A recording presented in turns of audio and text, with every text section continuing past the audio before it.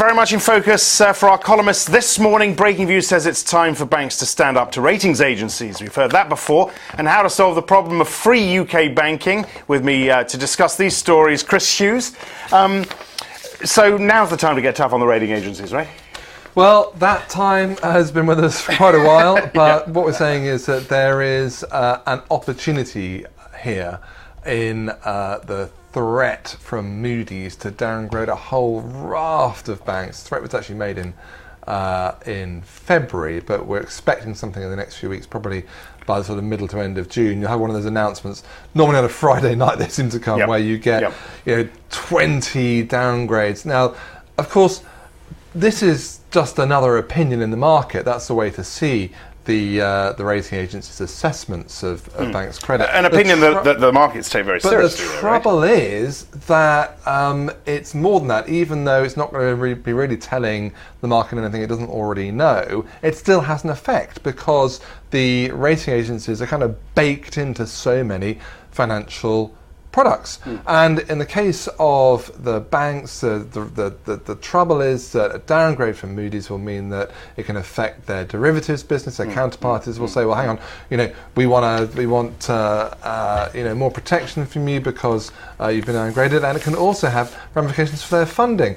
Automatically, simply because, say, for example, US money market funds have it in their mandates that they cannot buy the paper of certain banks. So Peter Tarlason wrote this piece. What's his prescription, his prescription is that, look, there's been all this talk about dethroning the rating agencies. What the banks have got to do is say, look, we're all in this together. They need to collectively get together and go, look, we are not going any longer to write into our, the affected contracts here these rating agency triggers. But, if one of them breaks out on their own, then it's not really going to work. They need to actually sit down together and say enough is enough. And actually, because you have a kind of collective downgrade moment, that actually could be the spur for them to get together and go, look, well, from now on, we're not all going to bake in these rating agency triggers that that affect our derivatives business.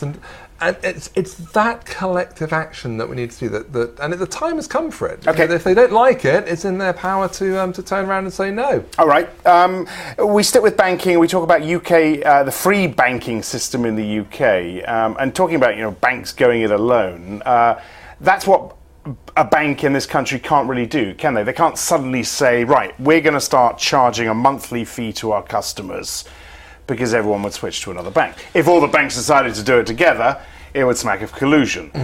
What happens in terms of this idea of free or unfree banking in the UK? Yeah, it's an important issue because, as Andrew Bailey, who's taking over supervision of banks in the UK, points out, it distorts pricing, and the banks themselves may not even know kind of what the real cost is of products that they're providing to the customer. And if banks don't know the real economics of their business, that's quite worrying. The trouble is, how do you actually start right pricing for consumer financial services? Now, you could say, well, let's have the regulator impose a fee across the board and then let market pricing sort of work. But the consumer would just throw his hands up in horror at that.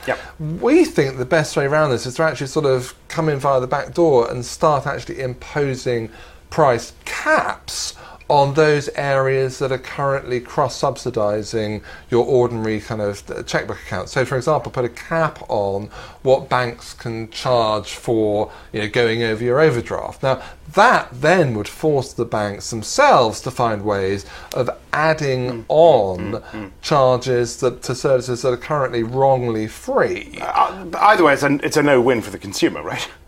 Well, we'll pay a little less on our overdraft fees, but we're going to be paying more for banking. Period. Well, what you move towards is right pricing, so the consumer actually ends up paying properly for what they're getting, and overall a move to transparency.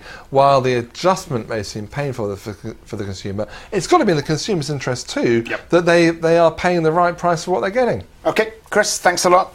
If you want to watch our US Breakingviews show every day, 12:30 Eastern, 17:30 BST, I'm Axel Threlfall. This is Reuters.